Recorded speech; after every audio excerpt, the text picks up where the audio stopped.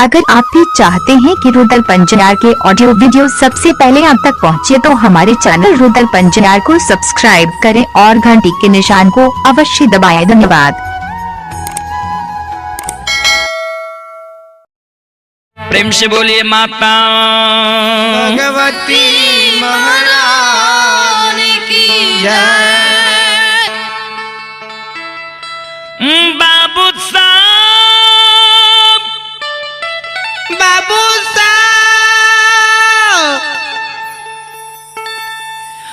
राजा जय हो। चंद्रबली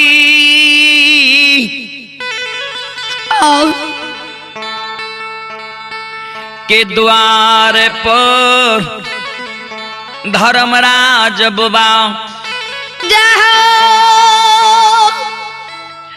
ज्योति बाबा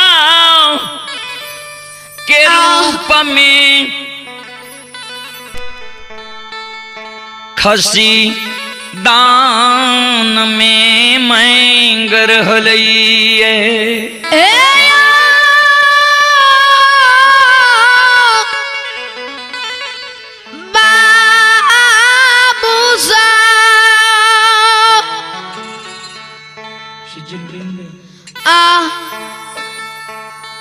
राजा चंद्रबली के द्वार पर धर्मराज बाबा राजा क्या कल गए राजा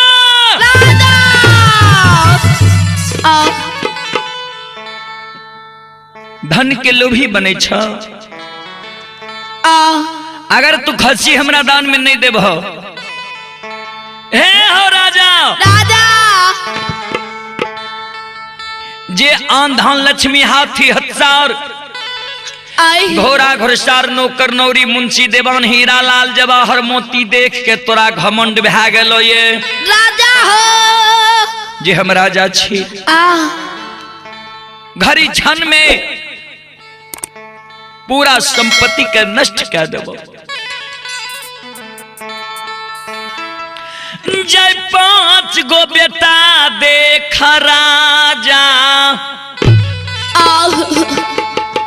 घमंड भा गेलो ये हो राजा। राजा हो 5 गो बेटा भेलो 5 बेटा देख के तोरा लोभ भा गेलो घमंड भा गेलो। ए लोभी अत्याचारी राजा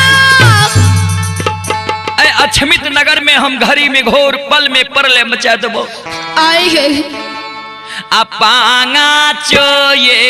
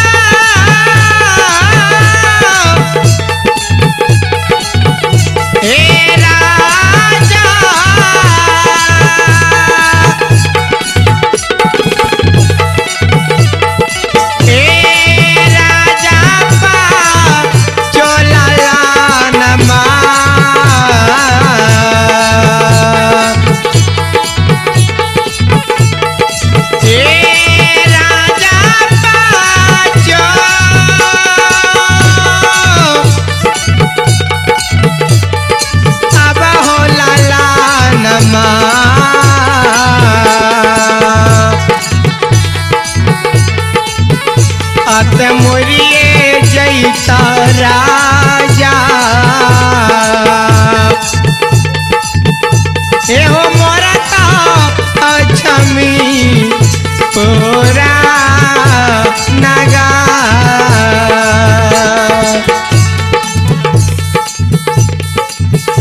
राजा हे राजा पांचों बेटा मर जेतो आओ धर्मराज बाबा के शब्द सुन गुरु ज्योति बाबा आओ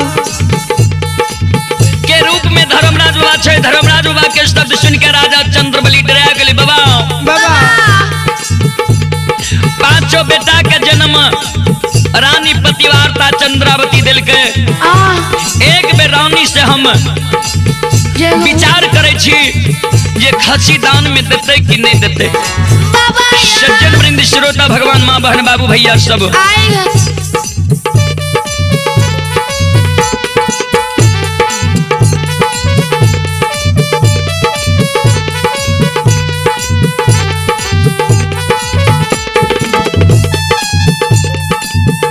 श्रोता बाबू राजा चंद्रबली आओ टुहरल बाबूजी रानी के कक्ष में जाए छे। राजा चंद्रबली सिर पर हाथ राख बैस गए। जय हो रानी चंद्रावती स्वामी के देखे छे। आओ रानी स्वामी के चरण में प्रणाम करे छे। पतिदेव स्वामी उदास क्या छिए जय दिन गुरु बाबा अपना द्वार अले वह दिन गुरु बाबा अपन दुख के हर के गेले।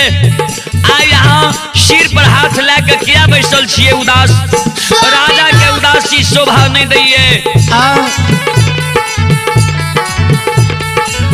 राजा के जय हो आँख से आंसू जाए छे। हे पतिवार्ता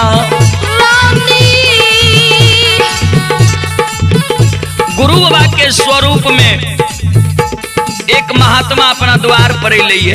आओ खसी दान में मांगे छे। आएगा कहलिए बाबा खसी जो दान में नहीं दे, खसी यहाँ के दान में नहीं दे तो महात्मा बाबा क्रोधित भए गेले। कहे छे आन धन लक्ष्मी के श्राप देबो, पांचों बेटा के मार देबो। आओ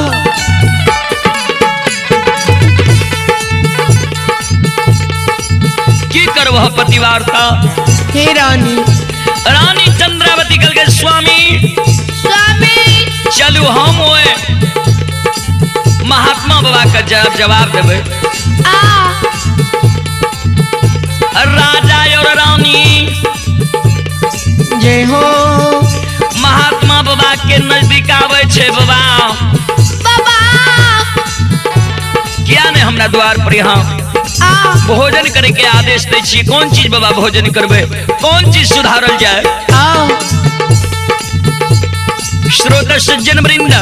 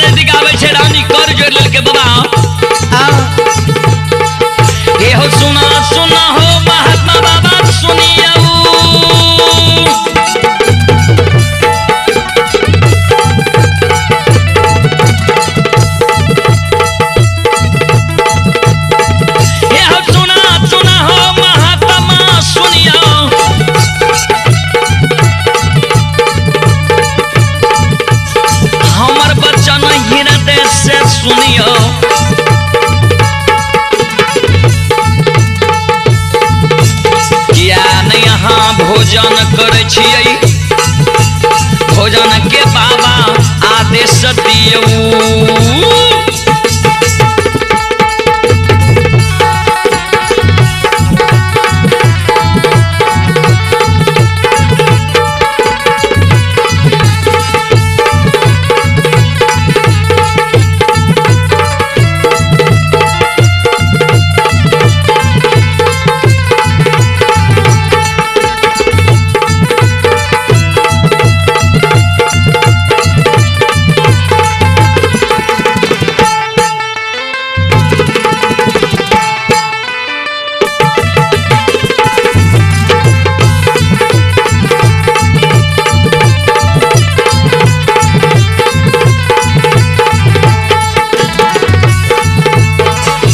श्रोता बाबू धर्मराज बाबा ज्योति बाबा के रूप में छेकल के तोरा द्वार पे भोजन नहीं करवा जात तू खस्सी हमरा दान में नहीं देबो श्रोता बाबू मां बहन सब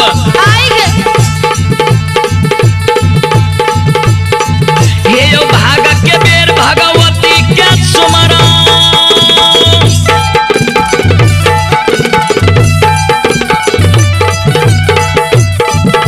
ये यो भाग के बेर भगवती के सुमरा दादा भवानी जगदम्बा के सुमरा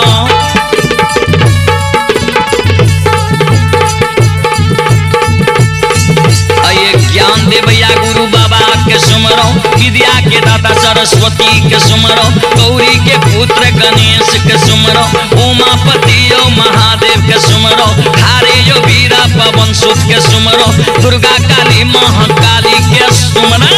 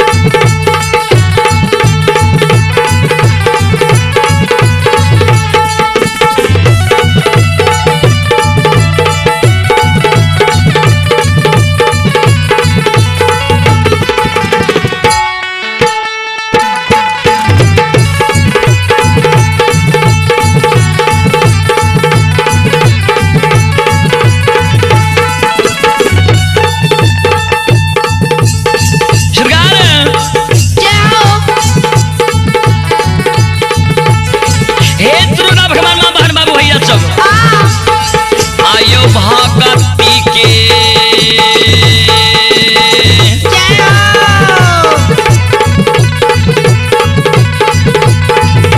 हे बाबा भगती के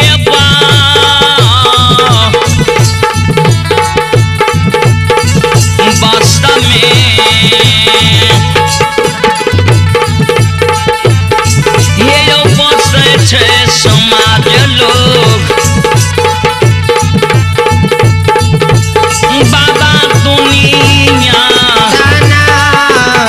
सारे बाबा भगती के बसा में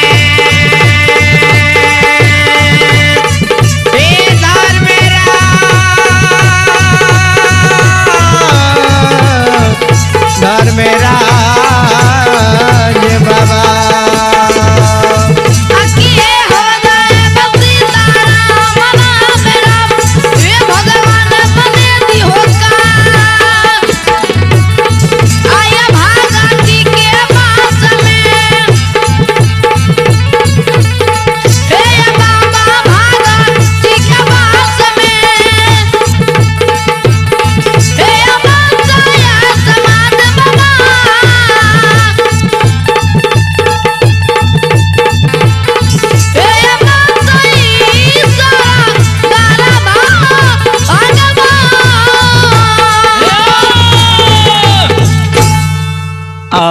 सरकार सरकार श्रोता भगवान ये हो बाबूजी आओ रानी चंद्रावती कल के बाबा किया खसी के कारण हट करे छिए। आओ खसी हमर गुरु महाराज के नाम से कोबला कैल छै, खसी हम यहाँ के दान में नहीं देब। आओ कल के हम ही तोहर गुरु बाबा छियो। जय हो रानी चंद्रावती कहल के बाबा जय हो। अगर यहाँ हमर गुरु बाबा छिए तो आई खसी के गला के रेशम धाग के तोड़ दियो, आ यहाँ के हम खसी दान में दे दे। आओ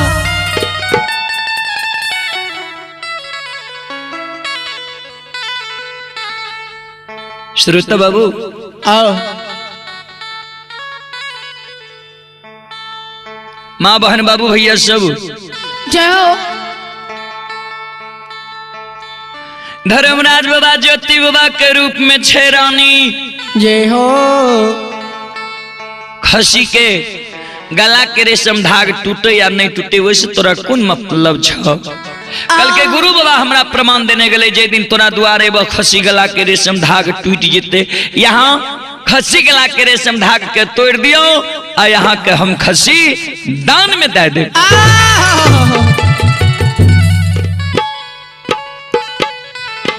श्रोता बाबू माँ बहन बाबू भैया सब आओ और राजा रानी के शब्द सुन के धर्मराज बाबा क्रोधित भय गए। आओ धर्मराज बाबा बाबा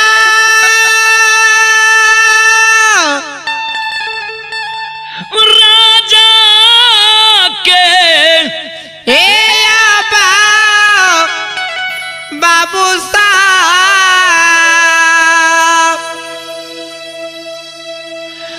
राज भवन से जय हो।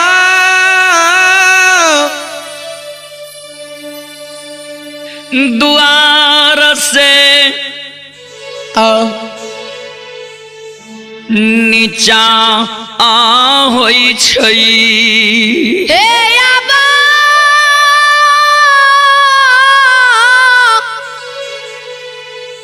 बाबू साहब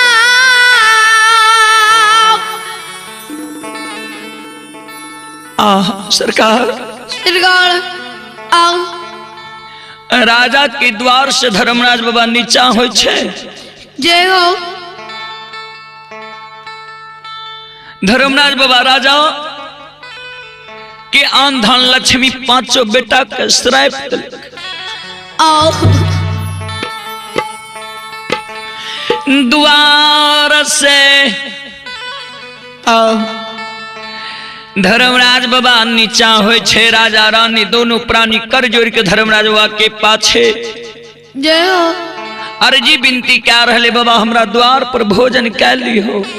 आओ जय द्वार से बाबा साधु संत भूखा चल जाय छे ऋषि महात्मा ओई द्वार के धर्म लेकर चल जाइए बाबा बाबा हमरा द्वार पर भोजन कैल लियो। आ जहिना द्वार से नीचा होई छई। जय हो। बाबूजी आओ धर्मराज हुआ राजा रानी के कल के राजा रानी घमंडी जय हो पापी आ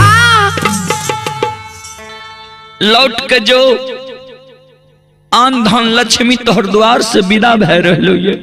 आओ पांचों बेटा आओ अक्षमित में मर गेलो। ए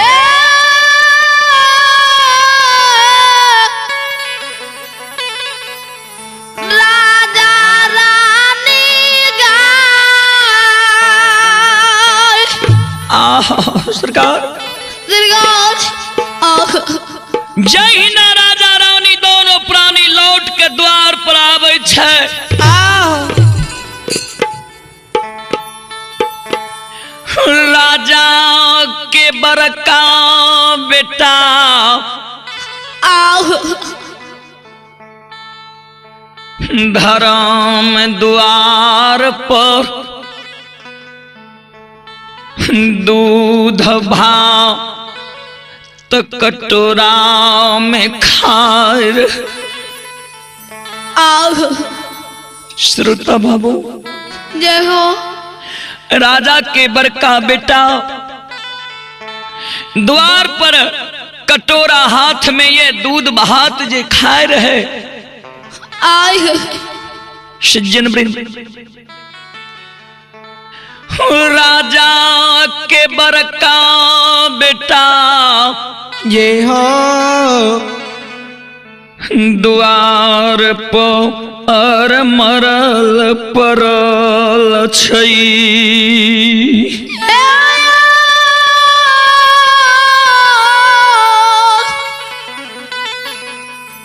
बाबू साहब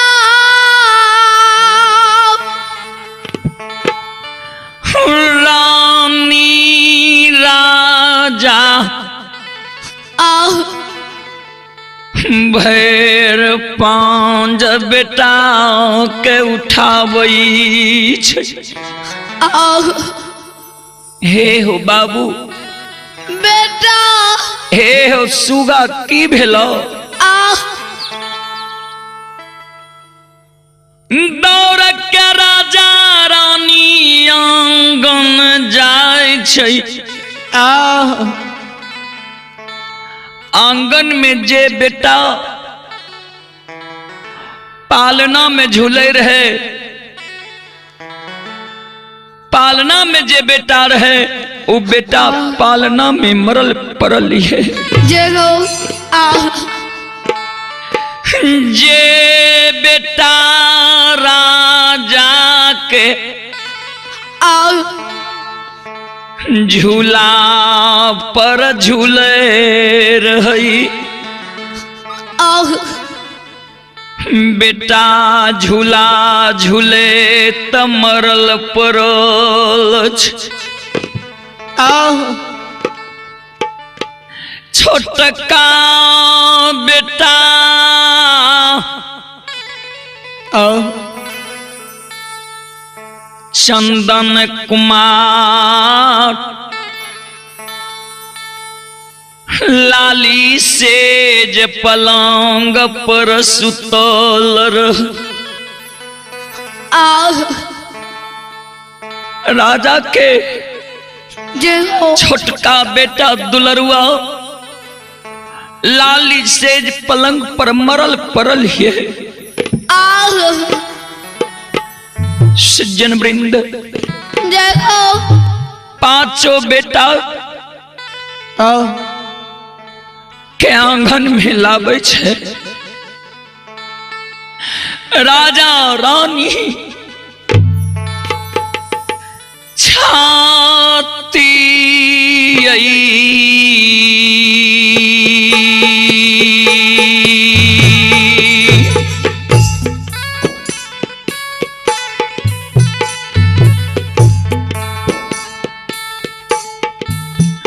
आहो छाती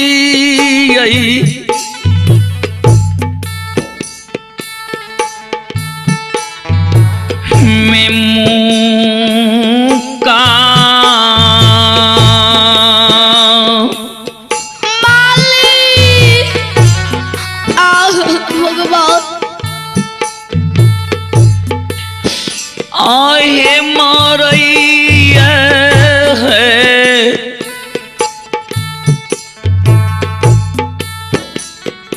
पति बारता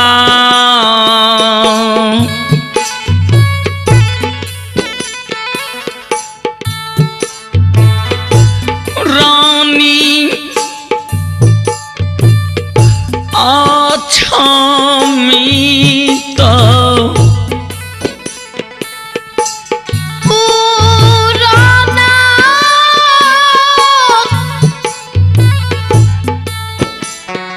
लगा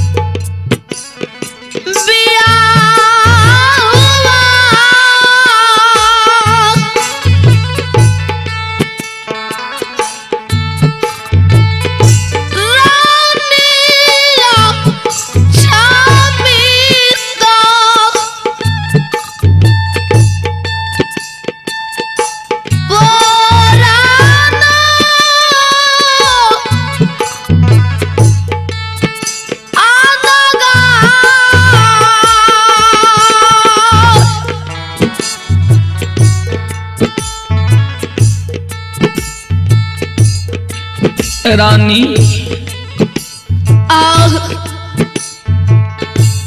छाती में मुक्का मारे छे। जय हो रानी चंद्रावती छाती पीट पीट के वो अछमित नगर में काने छे। सज्जन वृंद माँ बहन बाबू भैया सब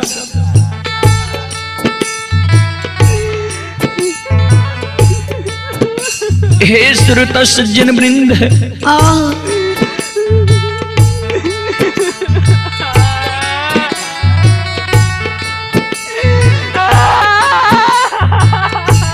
हे भगवान हे विधाता रानी कहन रहलिए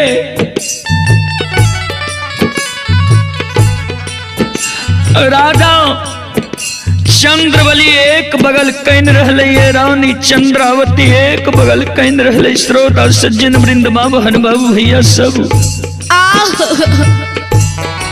एक बगल राजा काने छे।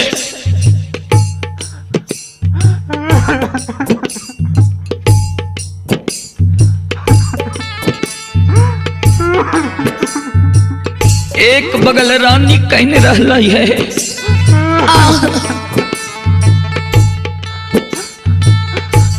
श्रोता बाबू जय हो माँ बहन सब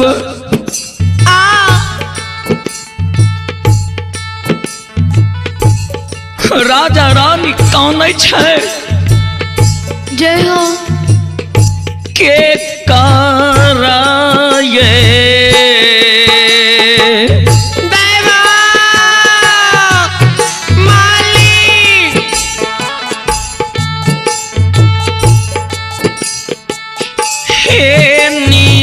मोहिया माली के करा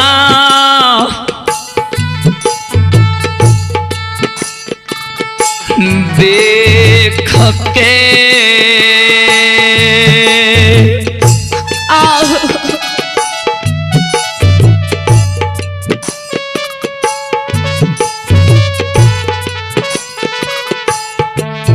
आए रहबई हो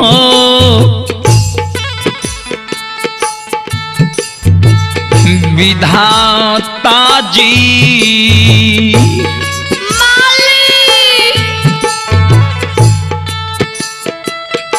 रहबई अछमित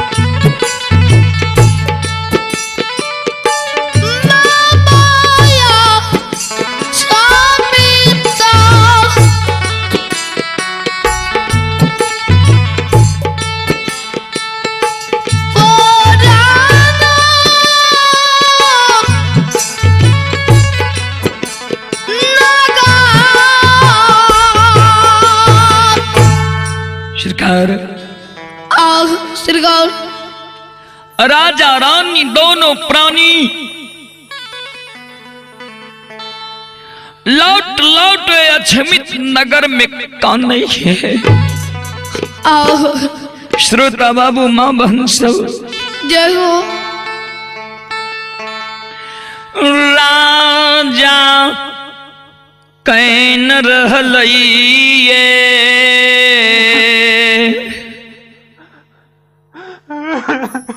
श्रोता बाबू आह माँ बहन बाबू है ये सब जय हो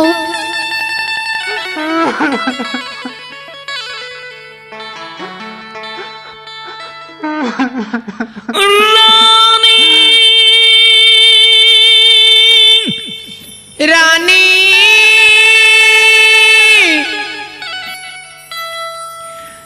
बिलाप के रहलइए श्रोता बाबू राजा कैन रहलइए रानी चंद्रावती बिलाप कह रहलइए। आह हे भगवान भगवान हे विधाता मालिक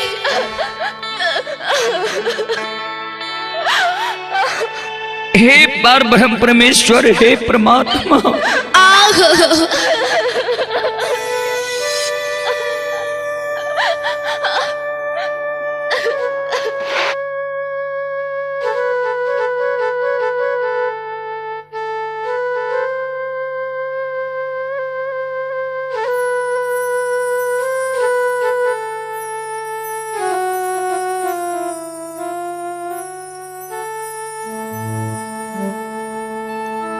आह श्रोता बाबू माँ बहन सब आह राजा एक बगल मूर्छित भै के गिर गए और रानी एक बगल मूर्छित भै के गिर गए। जय हो समाज के जय हो कानो कान भै रहलइए कि राजा के पांचों बेटा एक साथ अछमित नगर में मर गए। आह श्रोता बाबू जय हो राजा के बेटा मरले और द्वार से हाथी भागे लगले घोड़ा भागे लगले नौकर नौरी मुंशी दीवान द्वार के आह छोड़े लगले।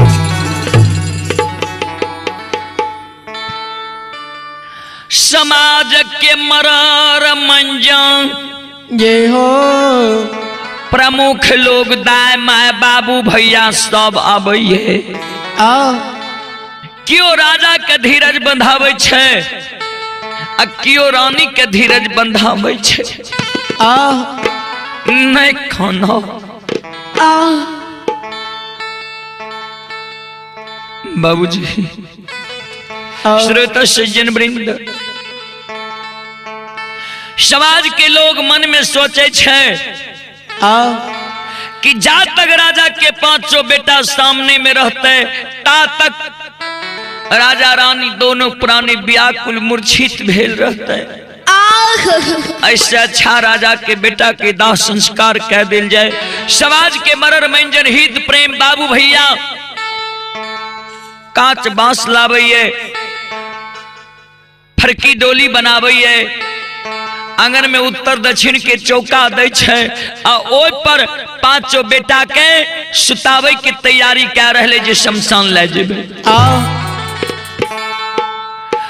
रानी जे मूर्छित रहई जय हो रानी के साथे चेताबै छै।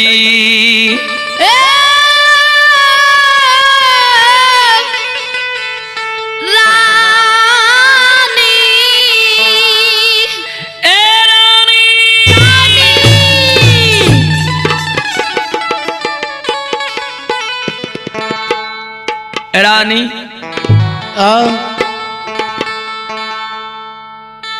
ए रानी आय बेटा के समाज के लोग शमशान ले जाए के तैयारी कर रहा ये याद करो गुरु बाबा की कह के गल रहे, कहे झूठ बचन के तू विश्वास के लह, कहे बेटा भै जेता तो बेटा के मुंह देखे हो।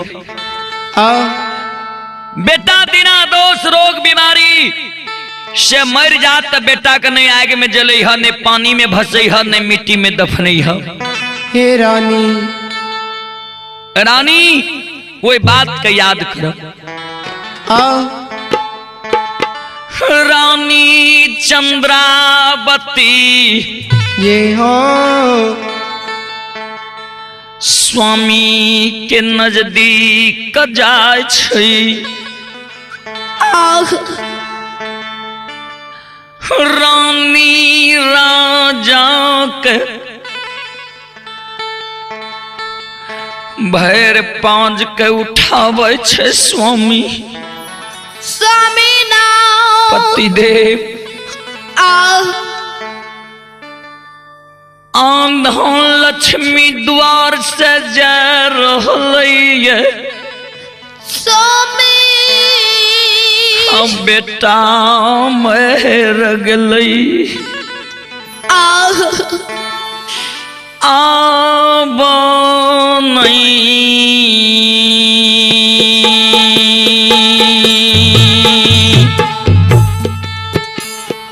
माली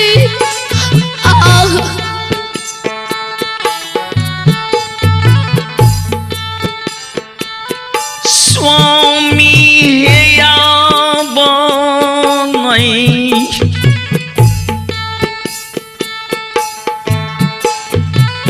धर्म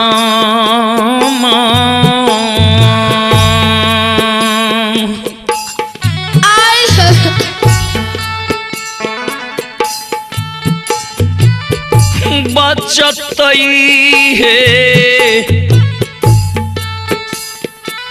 बियाहुआ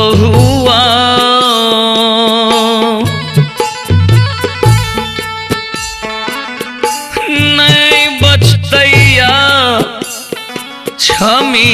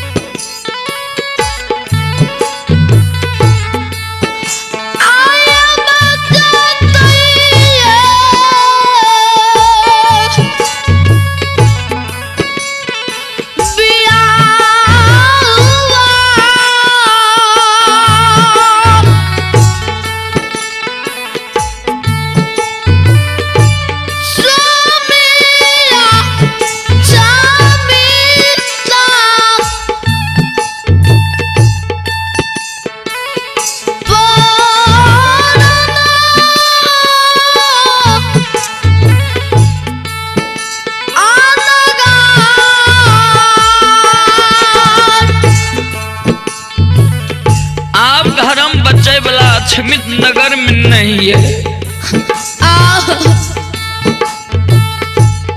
गुरु बाबा जे कह के गले रहे बेटा जो है तो झूठ बचन तू गांठ मान लो ये।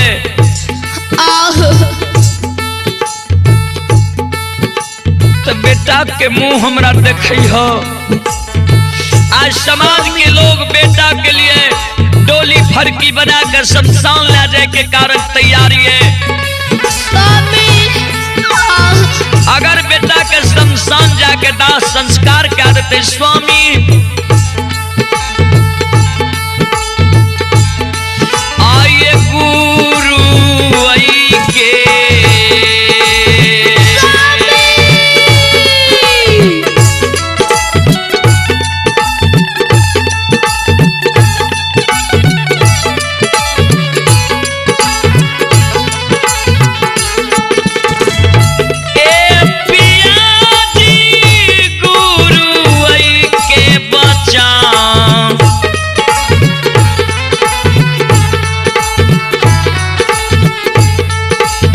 बचाना।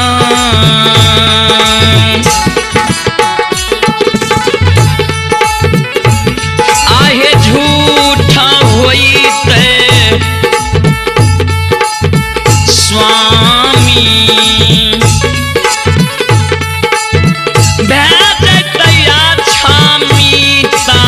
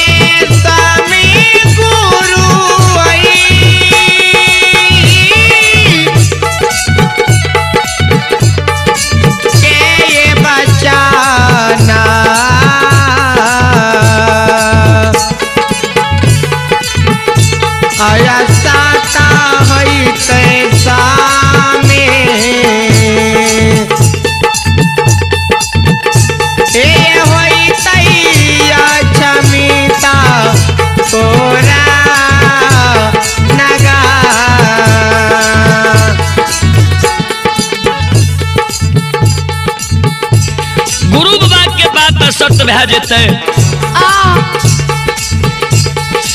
रानी के सब राजा चंद्रबली सुनइए।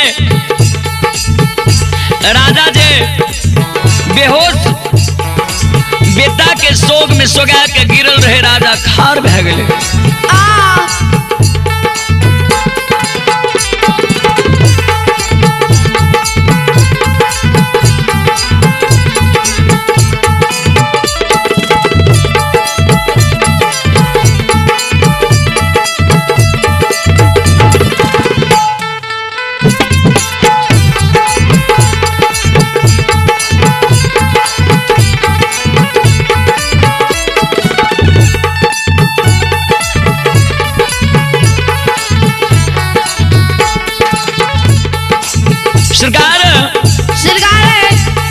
राजा समाज लोग के बीच में समाज के सामने कर जोड़ के राजा खार भै गेले। हे बाबा समाज लोग हमरा बाबू के नहीं आओ, सब आग में जलइयो, नहीं मिट्टी में दफनइयो, नहीं पानी में भसइयो। समाज के जे मरर मंजन रहे, मरर बाबू राजा के आगे ले। राजा साहब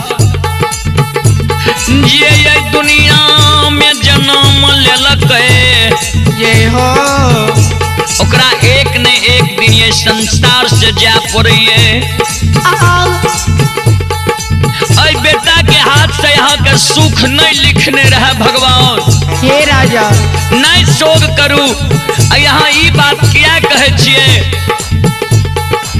जे बेटा के नहीं आग में जलइयो, नहीं पानी में भसइयो, नहीं मिट्टी में दफनइयो। कल के समाज बाबा गुरु बाबा कह के गले रहे, झूठ वचन दिलिया बेटा है तो बेटा के मुंह हमरा देखई हो, बेटा कहे मर जेतो तब बेटा के नहीं आग में जलई हो, नहीं पानी में भसई हो, नहीं मिट्टी में दफनई हो। राजा वह कारण हम बेटा के तेल लगा मंजूसा में जोगा कर रखबे, बाबू के हम आग में नहीं जलेबे, पानी में नहीं भसेबे, मिट्टी में नहीं दफनेबे। बाबा ये राजा के सपा जय हो सपाता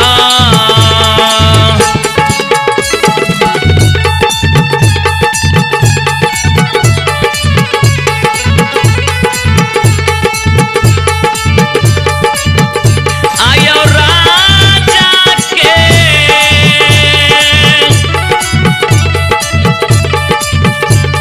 सपाता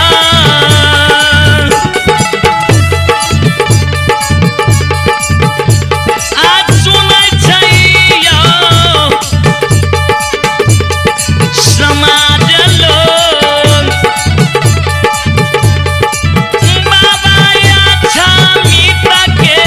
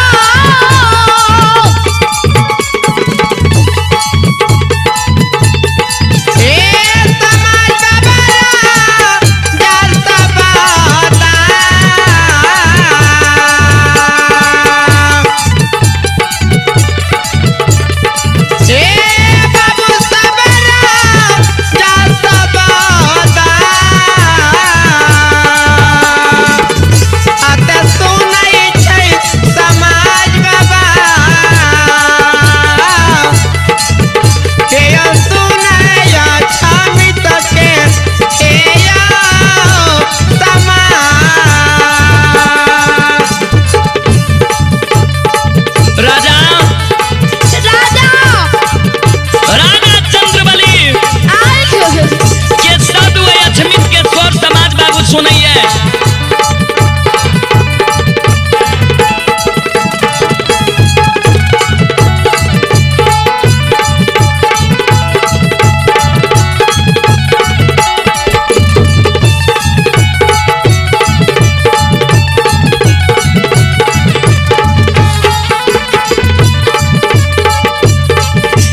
सुनो सुनो यो सुनो भैया सुनो बे हे यो सुनो सुनो यो सुनो भैया सुनो बे हे यो गा भैया बजा भैया सुनो बे बिहार के माय बहिना ये सुनो बे धर्म के बात ध्यान से सुनो बे अरे मालिक के लीला के सुनो भई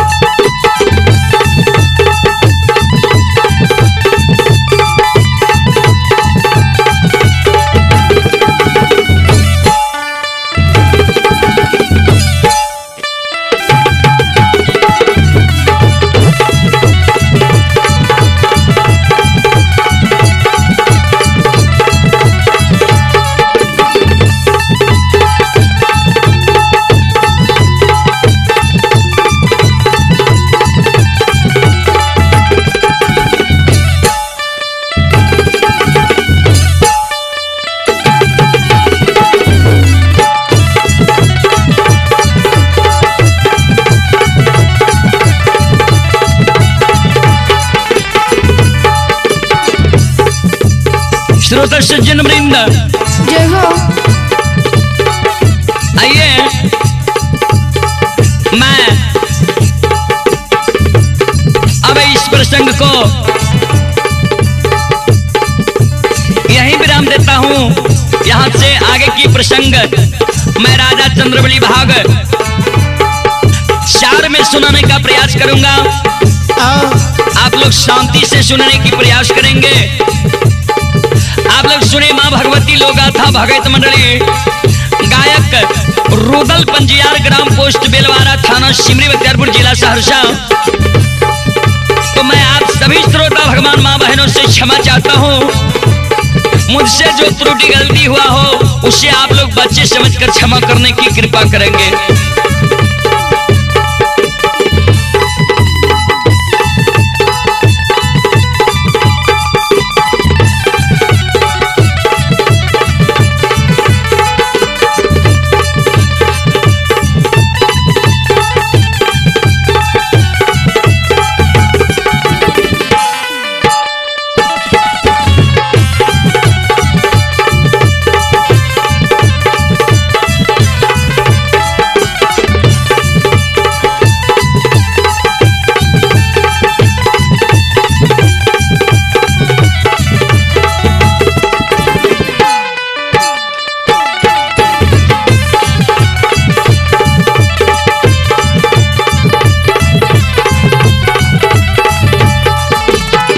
श्रोता सज्जन वृंद, जय हो।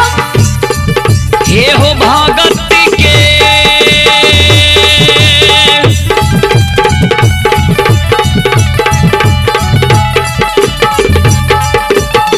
हे बाबा भगत के आयो बस्ता में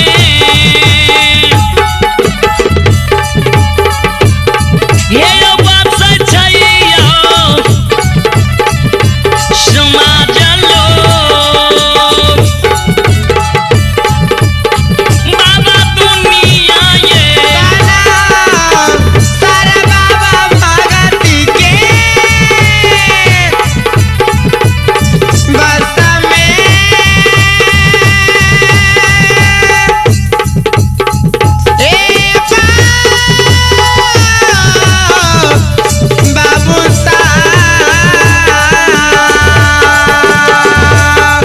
किया